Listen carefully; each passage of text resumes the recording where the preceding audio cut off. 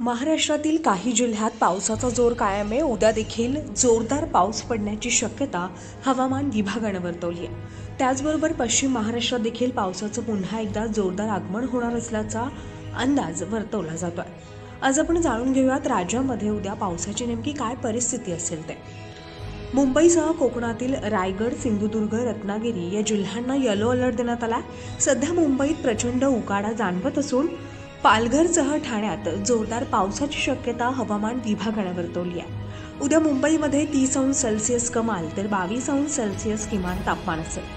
पुणे आणि आसपासच्या परिसरात पुढील 3 दिवस आकाश सामान्यतः ढगाळ राहून हलक्या स्वरूपाच्या पावसाच्या सरी पडण्याची शक्यता आहे। तसेच घाटमाथ्यावर तुरळक ठिकाणी जोरदार पाऊस पडण्याची शक्यता आहे।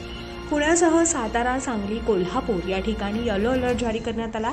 उद्या पुण्यामध्ये 26 अंश सेल्सिअस कमाल तर 20 अंश सेल्सिअस किमान तापमान असेल। मराठवाड्यातील छत्रपती संभाजीनगर, जालना, परभणी आणि हिंगोली येथे पुढील 2 ते 3 दिवस तर नांदेड आणि लातूर येथे मेघगर्जनेसह विजांच्या कडकडाटासहित तुरळक ठिकाणी हलक्या ते मध्यम स्वरूपाचा पाऊस पडण्याची शक्यता आहे। तसेच ताशी 30 ते 40 किलोमीटर वेगाने वादळी वारे वाहण्याची शक्यता आहे। त्यामुळे मराठवाड्यात या सर्व जिल्ह्यांना येलो अलर्ट दिला आहे। संभाजीनगरमध्ये उद्या 31 अंश सेल्सिअस कमाल तर 25 अंश सेल्सिअस किमान तापमान असेल। विदर्भातील सर्व जिल्ह्यांना पुढील 2 ते 3 दिवस मेघगर्जना आणि विजांच्या कडकडाटासहित पाऊस पडण्याची शक्यता आहे। भंडारा, नागपूर, वर्धा, यवतमाळ येथे तुरळक ठिकाणी जोरदार पाऊस पडण्याची शक्यता आहे। त्यामुळे विदर्भासाठी पुढील 2 ते 3 दिवस येलो अलर्ट जारी करण्यात आला।